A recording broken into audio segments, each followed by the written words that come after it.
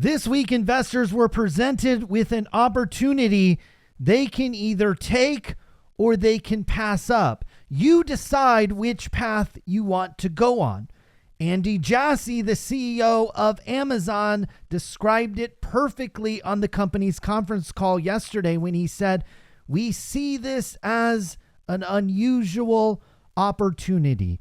AI is creating unusual opportunities across the entire market. On today's video, we'll talk about the potential death of software as a service, and is that going to completely go away? How is it going to impact Microsoft? This is an unusual opportunity because AI is being rolled out to the entire economy at a speed and at a skill level that we just have never seen before. It's creating unusual movements and price action in the market that we just have never seen. And so it gives you two choices as an investor.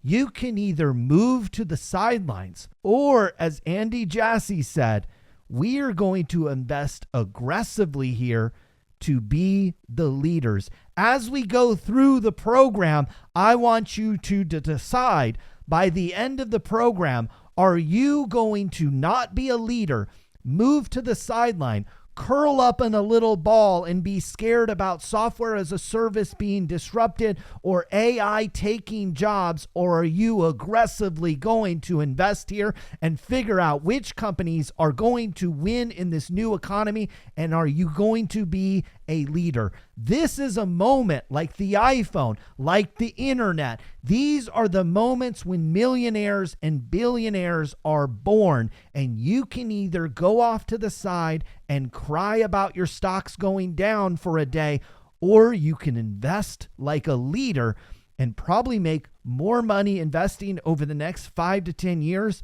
than anybody has in the history of the stock market. We've got a lot to talk about, including earnings from Amazon and Google. The technical charts are flying all over the place. We better kick things off like we always do with Meta Platforms. Start of the week at 7:08.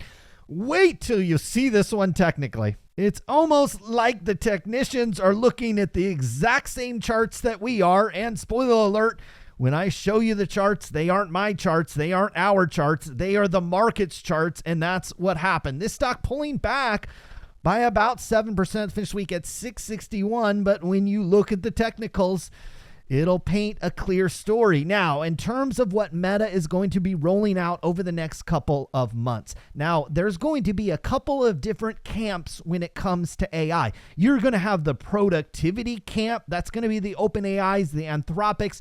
They're going to feed a lot of stuff into business because there's a lot of money to be made there. But there's going to be what we might call affectionately an AI slop camp.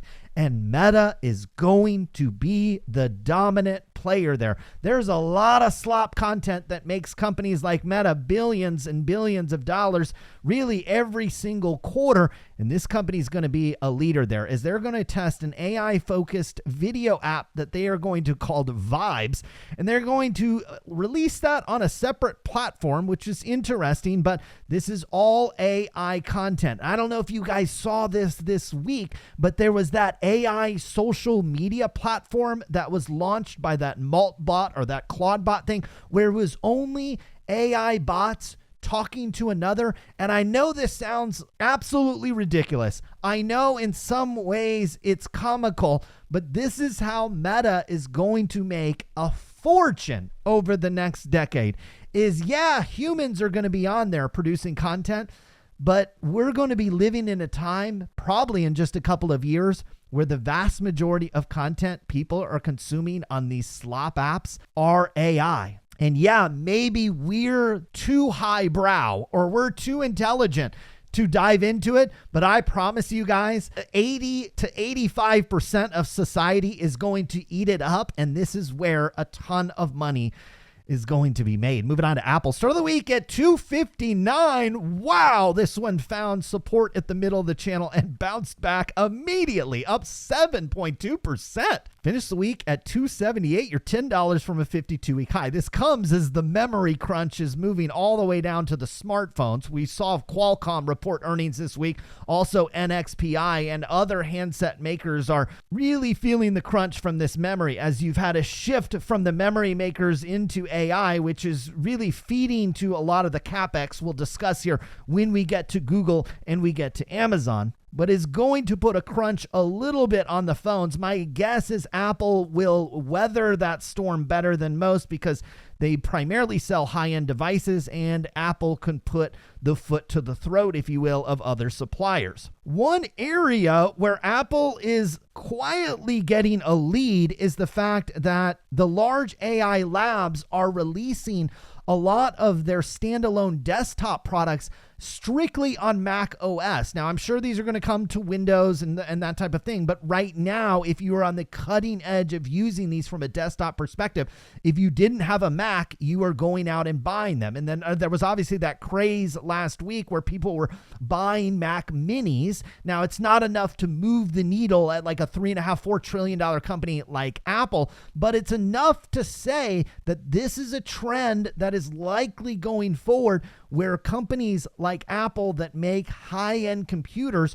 will have an advantage, particularly from the crowd that wants to get the most out of their AI system. Apple is said to be scaling back their plans for what was planned to be an AI-based health coach service. This was going to be embedded inside of their health application and probably weaved into other aspects of the phone. They've decided to dial this back. It appears the strategy is constantly shifting here. As I remember doing news reports that this was on track, Apple obviously constantly making adjustments. Also to CarPlay, they are going to work with third-party AI chatbots to bring those into the car, including ones made by potentially ChatGPT, but also close partner to Apple, and that is Gemini. I've played around with this in the Tesla. They have Grok integrated, and while I don't use it that much, the times I've used it, it actually is pretty useful and probably something coming to every car that is made at some point. Moving on to Amazon, start of the week at 241, and we were on a staircase lower with Amazon. Broke trend technically, but didn't have as bad day as it began. As shares started the day after reporting earnings down at $200 per share, bounced back a little bit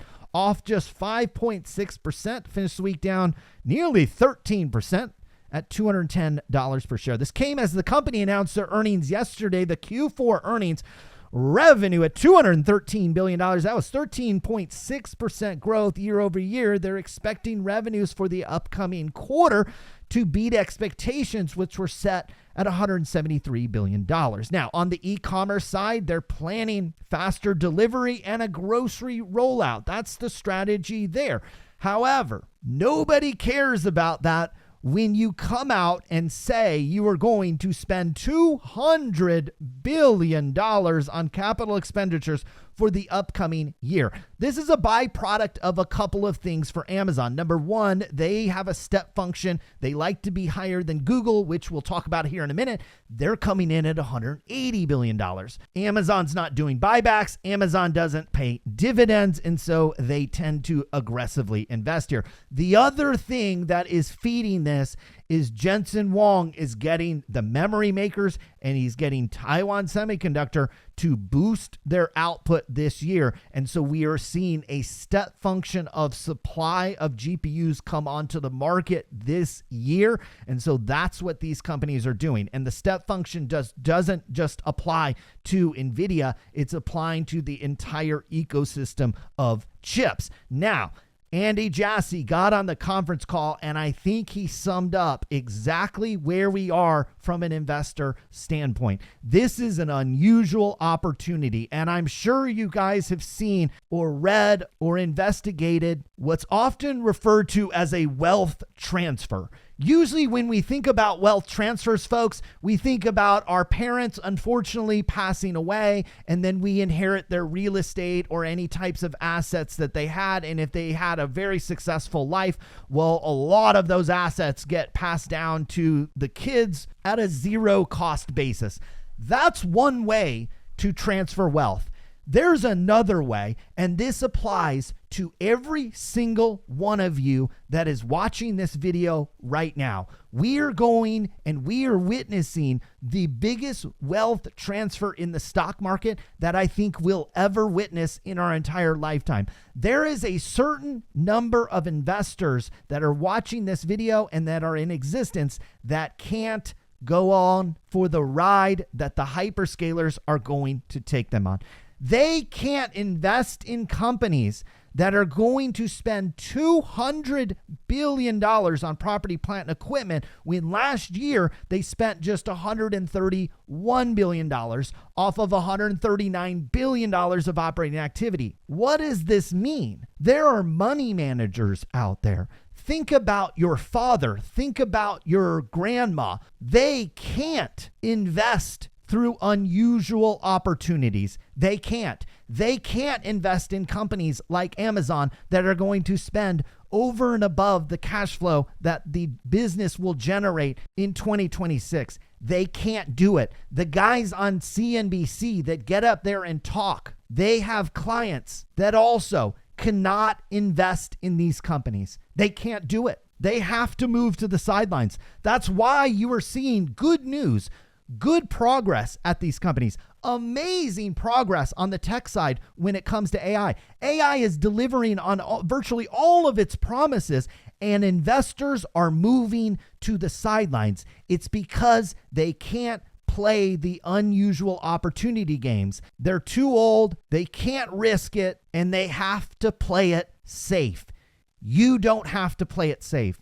You can be a leader here. You can invest in aggressively. You can handle your account going up and down and having good days and bad weeks and bad stretches. You can handle it. This is the time to start to tune out the noise. Understand that the guys on CNBC that are handling grandma and grandpa's money, he can't lose it. Understand when you're talking to the old man who's gone through his whole life and probably has 10 years left, he can't play the unusual opportunity game. The vast majority, and I see the stats here on the channel, the vast majority of you can lean in here, invest aggressively, and be a leader. If you do that, this is like the people that leaned into the internet. These are the people that leaned into crypto. These are the people that leaned into the iPhone in the early days. The people that aggressively leaned into unusual opportunities in 5 to 10 years are on the top of the Forbes list. You can do it too. You need to stay focused. You need to understand the rest of the market is going to disagree with you, and half of the retirees are going to transfer their wealth to you because they're going to sit this one out and we're going to play ball. And in 15 to 20 years, we'll be the old men moving to the sidelines because we have millions and millions of dollars that we don't want to risk. Now, company is doing absolutely fantastic. $11.5 billion. This is the North American e-commerce business operating profit. AWS is at 12.5. This is an undercovered story with Amazon. The fact that their e-commerce business is now almost as profitable as AWS. And as the revenue continues to drive up there, and obviously they start replacing employees with robots, yeah, that's a number that's going to go up. Now, my argument with AI, and I did this on the premium side. If you wonder where all my earnings videos, whether it's AMD or certainly Amazon as well, where do they go? They go to the premium side. This is what I said over there, that yes, this is an unusual opportunity for AI, but for AI to have its ultimate payoff, not just for Amazon, but as we're speaking specifically about Amazon right now, AI needs to permeate through the entire business. Yes, we're seeing a reacceleration of AWS growth from 19% last year up to 24%. You've seen some growth in subscription services and advertising. It's trickling down there. But for AI to deliver on every promise it's made to society, It literally needs to reaccelerate the growth across the entire business line, the entire stack of Amazon, from the physical stores to the third-party sellers, all the way down to AWS. It needs to have expansion. Now, the top line revenue number, which we're looking at here, that might not be the best way to judge it. It could be the bottom line. And when I'm looking at trucking companies that have like negative operating margins, it might not be that you're jamming through more cargo in a trucking company, but because they use AI and self-driving trucks, well, all of a sudden you turn an industry that almost made no profit into one that makes a lot. Those are the promises with AI. And I promise you, these are the moments. It's like crypto in 2011. This is like the internet in 1998. This is like the iPhone in 2007. This is the time to lean in, invest aggressively, and be a leader. It's not time to act like you're 70 years old and you need to make sure your Robinhood account doesn't gyrate a little bit during a week. You need to be able to stomach that. There's going to be some ups and downs here, and you have to invest aggressively here. This is a moment that we'll look back on and we'll say the winners invested and the losers got scared and probably still have a day job. Moving on to Netflix, start of the week at 84. This one just can't go up. We'll discuss this one technically here in a moment, but it was down 3% this week at $82, just above a 52-week low of about 79. Warner Brothers Discovery are going to vote on that Netflix deal likely in March. This is a deal that's probably going to get across the finish line, but probably not until next year. President Trump says he's not going to be involved in that Netflix Paramount fight. However, that doesn't mean that the Justice Department will not be involved here. It's just President Trump personally won't be involved. What the DOJ or what the FTC or, whoever is in charge of these mergers, what they decide to do here will be a different story. Moving on to Nvidia. Start of the week at 186, and this one up and down. We're still a couple of weeks away from hearing from Nvidia. We'll talk about AMD here in a moment, but Nvidia finished the week roughly flat. This came as there was a lot of drama with OpenAI and rumors that they are not happy with certain chips with Nvidia. I'll take them. If OpenAI is not happy with their Nvidia chips, I'll take some. But that mega deal where maybe it was implied that Nvidia would invest $100 billion, Jensen Huang clarifying after there was some uncertainty there that it was never a commitment to invest $100 billion at a single time. Even that is a lot of money to a company like Nvidia. It's a lot of money to all of these companies. Clarifying that they will consider investing in funding rounds one at a time. Now, I believe this funding round for OpenAI will close very soon, meaning they'll raise the money. It appears that they're going to raise an astronomical amount of money. Nvidia will be involved. Amazon will be involved. My guess is parts of the United Arab Emirates or the Dubai region will be involved. And this is going to be a massive fundraising round for OpenAI. It is going to clear the decks and allow the company to fund its operations and its data center build outs. This is going to be fantastic for Oracle.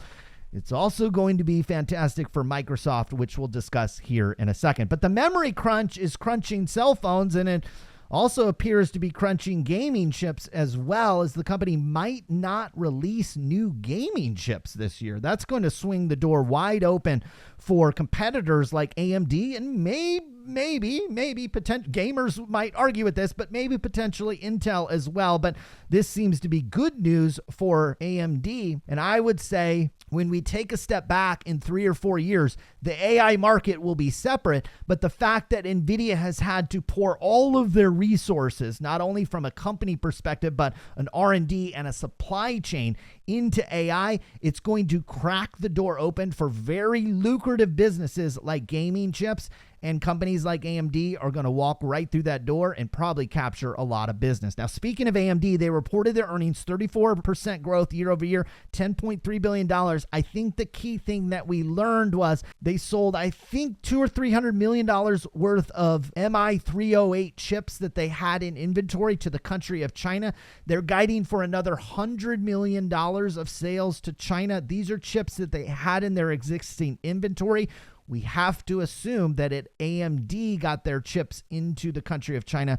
Then when Nvidia reports their earnings, it's probably a number much larger. Moving on to Google, start of the week at 338, and I think this is the first time in my life this stock has gone down. That's a joke, but man, this thing's been on a parabolic ride. The 52-week high is 350. We were off by about 4.5% this week on Google to finish the week at 323. This comes as the company announced their Q4 earnings. They were spectacular. $114 billion worth of revenue. That was about 18% growth year over year. Everything just firing on all cylinders. Speaking of firing on all cylinders, the CapEx spend for the upcoming year expected to be between $175 and $185 billion. That is a dramatic increase year over year. In fact, it's almost 100. In fact, it is on the high end, 100% higher than the $91 billion they spent last year. And this illustrates why you are going to have a segment of the market that just can't own Google anymore. And I'm talking about retirees, people that are preserving their wealth. They simply can't take the risk. Google's going to spend $185 billion in CapEx.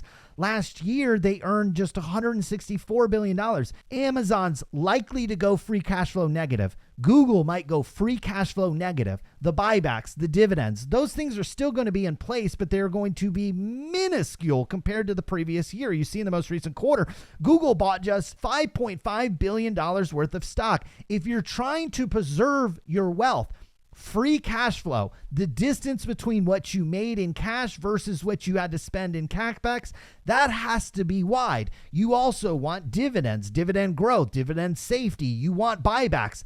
These companies don't offer it anymore. These are mega caps that now have small cap type metrics where the price to earnings and certainly the price to free cash flow has been completely reworked upside down. So if you're managing grandma's money, if you're managing your family office, you do have to reduce your risk here. Just understand that is what's happening in the market. It's not that AI is nothing. It's not that AI is not meeting its promises. It's not that this spending that Google is going to do is going to go to nothing. No, it is going to be great. It's going to be amazing for Google, but there's so many investors that can't play that game, and I can't tell you. I hope you guys can see how passionate I am about telling you guys this. This is an amazing opportunity that doesn't come along very often, if at all, in your investing career, where the opportunity is almost guaranteed that Google makes a ton of money from AI, that layers it into their ad business. The premium side I went through their entire ad business and quotes that they said on their conference call, how their ad business it's not going to get better. It's going to reaccelerate. Everybody knows this. This is what's going to happen. AI is going to transform the entire economy, and the companies at the top are only going to get richer and better. But your 75-year-old grandma can't play that game. She doesn't have that time frame. She has to move to the sidelines. This is a wealth transfer, folk. Your grandma has to sell Google, and you have to buy it. Now, Waymo is valued at $126 billion in its latest funding round, with Google supplying the vast majority of that funding round so they don't get diluted out of one of their critical assets. I love what Waymo is doing. I love what the self-driving is going to bring to safety and to cost and to access in this world. There's not going to be one winner here. It's not Waymo versus Tesla. It's not Tesla versus Uber and Waymo. It's all of them combined are going to share a pie. For Uber, it's going to be challenging for their stock because they are losing market share, or they're starting to have to share market share.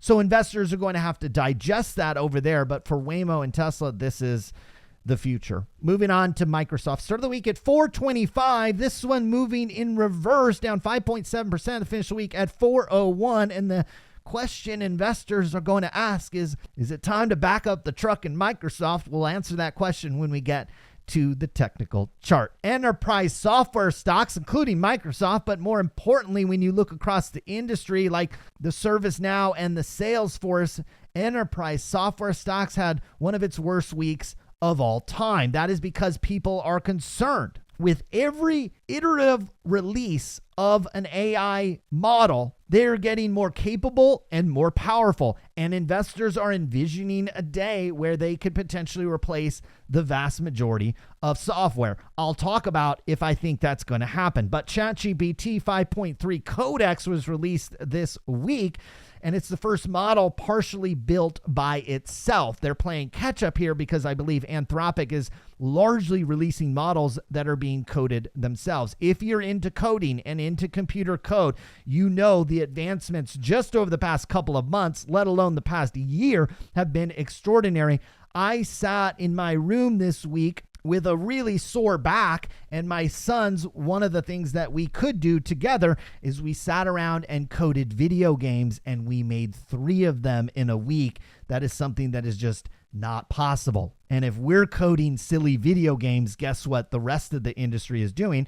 They're probably doing some interesting software. This came as OpenAI is pushing deeper into the enterprise market with the launch of what they call their Frontier platform. The Frontier platform is described by OpenAI as something that sits on your, quote, system of record. This could be a database. It could be your customer records. It could be even parts of Microsoft's Office suite. And then on top of that, OpenAI is saying that they are going to layer on their AI applications, agents, both from first party and third party, and different types of evaluation and optimization.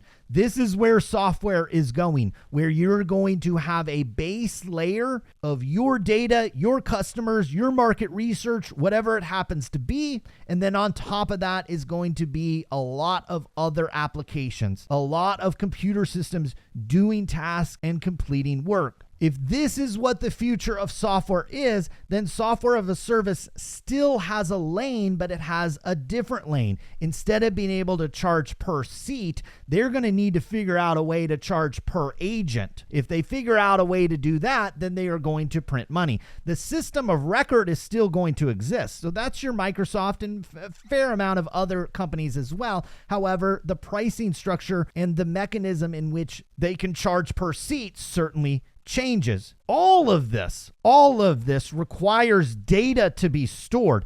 I am max bullish. Anything in the database, data warehouse, data storage business, all of those stocks got tossed out this week. I don't think that makes any sense in a world where agents are out there doing hundreds of different things in parallel at the same time. All of that data needs to be stored somewhere and structured and eventually repulled. Database is a huge opportunity with the sell-off. The SaaS companies and even Microsoft are going to have to figure out where they fit in this environment. I personally don't think you need to run out and buy a bunch of SaaS software stocks.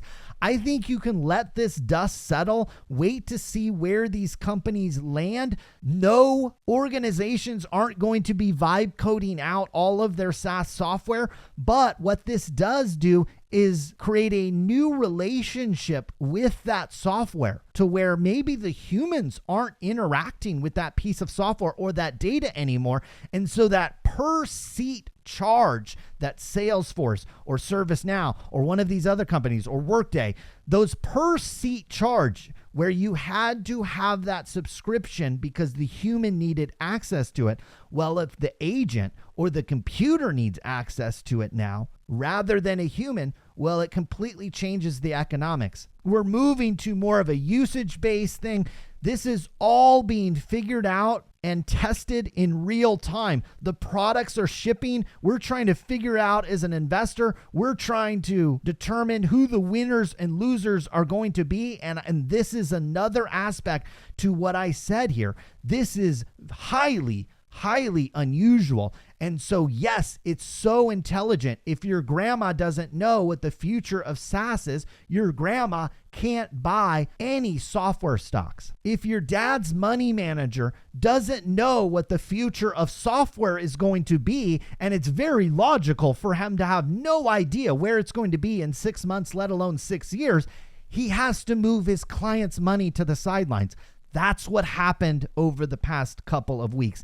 It is very logical. It makes a ton of sense. And now us as investors and leaders and aggressive investors have to determine where the winners are. I will tell you right now, there is no certainty around SaaS. The only certainty that is going to exist in the future is the system of record and the database. Those two things for sure are going to be needed. There's a lot of companies that play in those spaces. I'm not saying that I would put my entire portfolio in it, but if I was going to dip my toe into the quote SaaS sell-off, I would look for systems of record, and I would look for database, and I would look for people that could potentially monetize the agent layer. Instead of charging per seat, I'm going to charge either usage or per agent. Microsoft sliding this week is Stiefel downgraded on the AI spending and potentially Azure issues.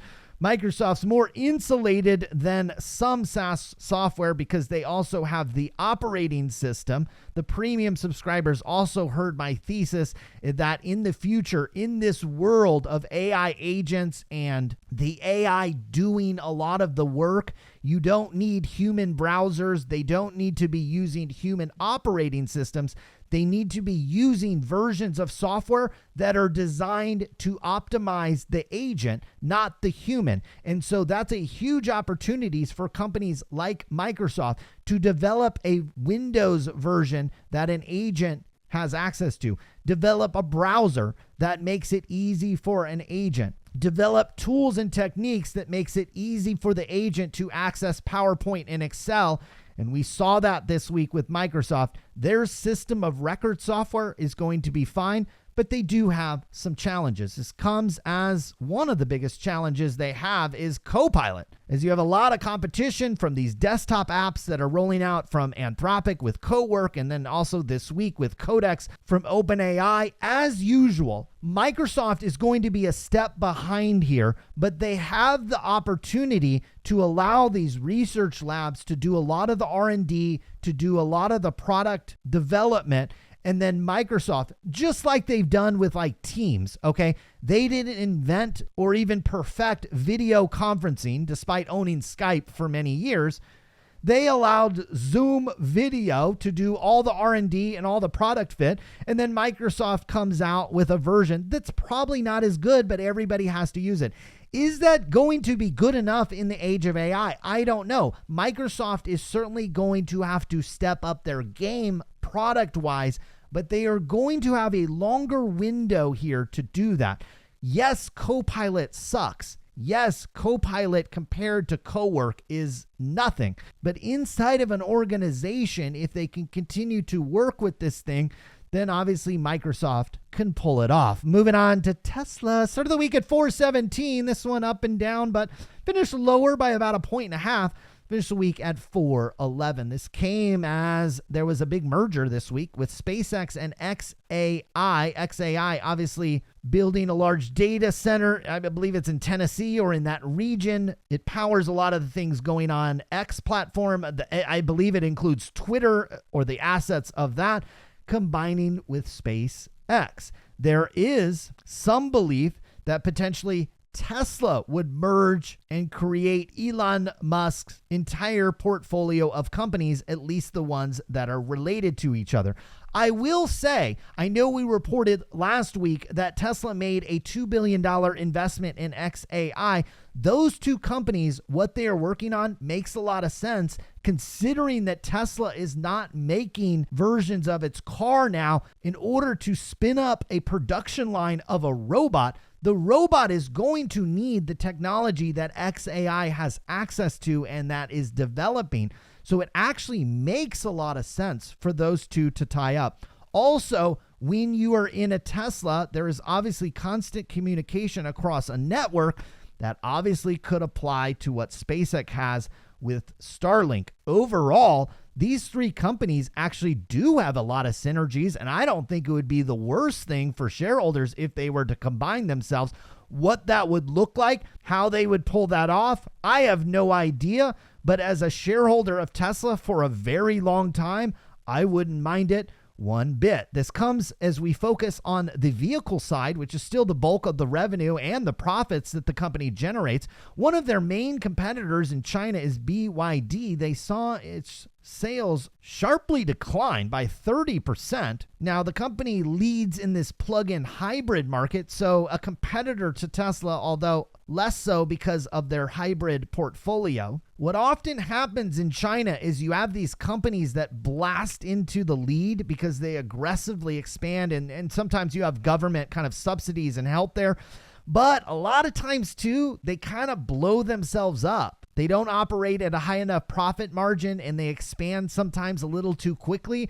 It's possible that's what happens here, and that would obviously be great for Tesla. Now, Governor Gavin Newsom out here in California floated a $200 million rebate plan for Teslas and EVs. This includes vehicles priced at or below $55,000, along with $80,000 for vans and SUVs, and even applies to some used vehicles. Now, I don't need to get into the discussion on how California spends its money. You can imagine it's probably not super efficient, but do we really need to give people tax breaks for expensive, luxury, discretionary electric vehicles? As somebody that owns 2 Teslas, I would say no, but as somebody that has owned 2 Teslas, actually I've bought more than that, every single time I've gotten some kind of incentive from either the state of California or the federal government, and that is one of the primary reasons I buy them, but I don't think it makes sense. This comes as Tesla's launching a new Model Y variant where it comes in at a price of about $42,000. This comes as the company is trying to get a good, better, best in terms of a Model Y and a Model 3 lineup, where you have a cheap one, you have one in the middle, and then you have one at the highest price. That's a pretty standard thing when you look across products. Now, move it over to the technical segment of the show. Everybody's looking at the same charts. You created a new lower low, and again, we're looking micro trend here. Lower low, could that be rolling over? We won't find out till next week. Occasionally, you do create these new lower lows. You break the trend temporarily and then blast back. That's what you need to see with the S&P 500. That's why this big green candle that was put up today was actually kind of a big deal technically. Meta, yeah, we backed up the truck. We rallied. We came back. Then we popped again and we came back. We filled the gap after earnings. This stock is trading like a freaking AI robot is trading it. Guys, look at this technical pattern you're making in the shorter term. You have a high, you have another higher high. You've just confirmed a new higher high. You made a low here, you made a new higher low, and wherever this low decides to settle, as long as it's higher than this one, this is a beautiful start to a new uptrend. Your 200-day moving average is trying to flatten out and turn positive. You've closed the gap here with earnings good enough, almost to the dollar. Always want to look for these gaps in the chart. There's so many lessons in this meta chart. You created this gap, which I'll change to purple here. This gap was created, a gap down on earnings. The reason why this was such a big back the truck up moment is you converged with the bottom of the trend, and then if that held, you are going to close the gap. Not in certainty. And some people that watch my videos confuse that. In probability wise, you had a very high probability with Meta. Once you created this gap, reached the bottom of the channel, the odds were you were going to close off this gap, and notice we did that to the dollar. So all of you guys out there, and I know everybody's watching this, you're looking at the charts, but if you need further convincing here, why the charts are so important, look how this technical pattern played out almost to the freaking dollar. You created a gap, rallied down, bounced off the most logical level where the stock was almost guaranteed to bounce off, and then you came back and filled the gap basically to the dollar. And then that was a very logical area to get rejected. And then look what you did. You came all the way back down, found the most logical area to bounce off of, and now you're sitting right on the 200-day moving average. This is playing out so beautiful and technically beautiful that I believe we're moving into an era where this is an unusual opportunity where you have to invest aggressively and you have to use all the tools at your disposal, including charts like Meta, which have played out absolutely perfectly, almost like I planned this. I didn't plan it. It's just studying the charts, understanding what patterns emerge, and executing when the pattern says to buy, you have to buy. This makes your decision making also so much easier. It's not me sitting here on a Monday, oh, I wonder if I should buy Meta. I just look at the chart and the chart says yes or no. Put that into your toolbox and I promise you, you'll make a lot of money. Now, Apple found a beautiful area to bounce off of. Came down in the middle of the channel. Wasn't an area where I was super excited about, but my God, what a beautiful area. Bounce off the 200-day. Now we're pushing back up here. With Apple, you'd like to push back up into like the 290s. Ideally, you hit that next week, or maybe my timelines are too aggressive, but over the next month or so, you'd like to drift back up into the 290s. Pullbacks in that one can be bought. Now, speaking of pullbacks, now Amazon, this pattern was beautiful. And this is a great example of how you create these patterns in the charts. It's a probability stack, not certainty. And so some investors give up when Amazon makes this move. They're like, well, the shorter term pattern, the 200-day broke. I guess these charts are worthless. No, this is an unusual opportunity. And this one might be even better than Meta. This one's pulling back to 3 areas of support. You have the previous highs that were made during the pandemic. That's a beautiful area of support. You have a beautiful longer term trend where if I stretch this Amazon chart out to a weekly trend, you'll see this yellow line that I have on here.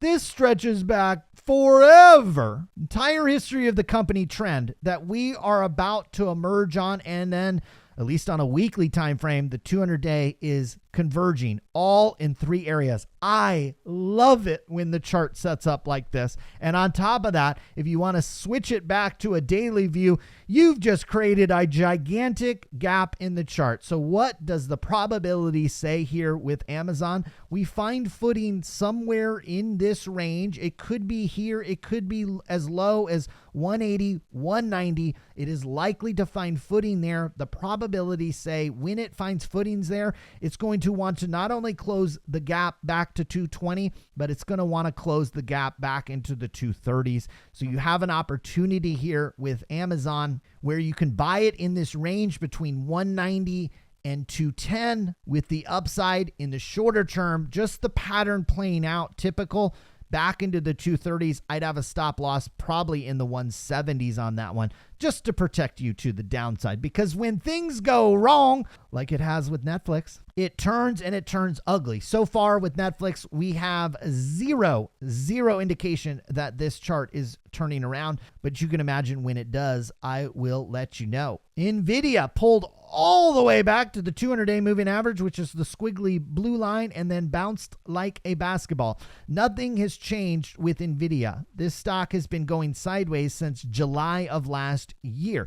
And this does happen. All of the knowledge and all of next year's sales was pulled forward with this company. And now it's like, what are you going to do for me now? So you're consolidating sideways between 165 and 193, and you're looking for a meaningful break above or below. With Nvidia, it could happen as soon as 19 days from now when the company reports earnings. But until it does, you're trading in a range, and there's nothing wrong with that. Google shares have still gone parabolic. Your opportunity is a pullback back to the top of the trend. That would be a great opportunity. It looks like it might even converge over time with this 200-day moving average. That'd be the first area where I'd be excited about that. Now, we now have a chart that you need to pay very close attention to. I'll switch this out to a weekly view. You did have a lost decade, if you will, with Microsoft, where they were dealing with antitrust concerns with the government, but they also didn't release a smartphone and lost some market share there. But since then, you could draw multiple trend lines in with this one. But more recently, over the past, we'll call it 10 years or so, this green line, which I'll change to a Laker shade of yellow, is where we are starting to converge. And you will see on a weekly chart, at least, we are converging on the longer term trend. We are converging on the 200-day moving average. We've also just finished closing a gap with Microsoft. These gaps in the chart, you always want to pay attention to them. This gap in the chart, likely after earnings, was created, and we've round tripped and we filled it. All of these things are good for Microsoft. The 200-day on the daily chart rolling over is ugly and should create some resistance on the way back. You also have something else in your toolbox. If you want to stick on a fixed range volume profile indicator, you slap this on to any time frame, but I usually only do it over the past couple of years because people actually don't hold stock for that long. And so you do want to see a more recent view of where people accumulated Microsoft, and look where the volume lines up. The highest volume is exactly where the shares are, right here at about $400, meaning a ton of people accumulated shares of Microsoft at this level. Is this as good of a truck backing up moment as Meta? No, there are some aspects to this that aren't as good. We don't have a gap to fill on the way up. We closed it on the way back. Those are two nuances to understand. But other than that, everything else looks great. Did I buy Microsoft this week? Yeah. Did I go as aggressively as I did with Meta? No, but it's a great opportunity. Now, Tesla pulled back to the 200-day moving average, found some footing. It's in the middle of a channel. It's a stone's throw away from an all-time high. There's nothing in this chart that says this is a screaming buy. There's also nothing to say it's about to break down. Tesla just on autopilot, cruising. Hopefully you enjoyed today's video. That was the FAANG Stock Show for Friday, February 6th. I want to emphasize we have an unusual opportunity. That's not just me saying it. It's executives of some of the world's largest companies. In fact, it's the executive saying that owns the largest data center in the world. That is AWS. They are saying this is an unusual opportunity. And guys, you can listen to the guys on CNBC. You can listen to your dad. You can listen to people that already have a ton of money. They're going to move to the sidelines. I guarantee you, anybody that has a lot of money, anybody that is trying to preserve their wealth is going to go to the sidelines. And this is going to create the greatest wealth transfer that we've ever seen in the stock market, because we don't have to preserve our wealth. We want to aggressively be leaders here. We want to aggressively invest, understanding that it is going to require a lot of research, because AI is changing things. It is changing how work is done. It is changing the definition of software. It's changing how people and machines do work. It is raising the bar of intelligence. Everybody sitting here watching this video has the same access to intelligence. Society has never worked like that. You had to work your way up through grade school, work your way through high school, work your way into college, work your way into a good college, work your way for skills into graduate school and to experience at a job, and do it over and over and over again. And it was a function of time and energy and effort was your knowledge base. Those days are over. No longer do we need to invest time and energy and money into knowledge. The knowledge is at our fingertips. The knowledge is at everybody's fingertips at the exact same time. This creates unusual opportunities. We've never seen anything like this in the history of society. This is a massive moment. You either recognize it and act, or you get passed by. That applies to everybody equally, all at the same time. You either level up your skills and you learn AI and you get better at it, or somebody else will, and the machine or that person or both will take your job and make more money and be more successful than you. That's the reality that we're in. Grandma and grandpa are going to have to move to the sidelines. They can't spend all their operating cash flow on CapEx for a year. But for the rest of us that are trying to build our fortunes and stake our claim in this new economy, this is exactly what we needed at a moment where there's more income inequality in the United States than there ever has been before. This is what changes that. I couldn't be more excited to come here every Friday and talk about these things. I appreciate all of you for watching. It's going to be a hell of a next couple of years. I'm going to be coming here every Friday, commercial free, sponsor ad read free, bullshit free every single Friday. It all has to do with the premium subscribers that get all my videos, get all my recommendations. I thank you guys so much. Have a great weekend. We'll see you again soon. Good luck with your investments.